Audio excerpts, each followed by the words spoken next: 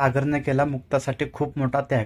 तर प्रेक्षकांनो, तुम्हाला माहितीच असेल की सावनी आणि हर्षवर्धनने मिळून आधी या मुक्ताला तसेच स्वातीमार्फत या सागरला खूप भयंकर अडकवलेले असते. मुक्ताचं क्लिनिक बंद झालेलं असतं आणि सागर जेलमध्ये गेलेला असतो. यानंतर हर्षवर्धन सावनीला बोलतो की सागरकडे जे 500 कोटीचा डील येणार आहे ते आपल्याला भेटल्यानंतर मी तुझ्याशी लग्न करेल.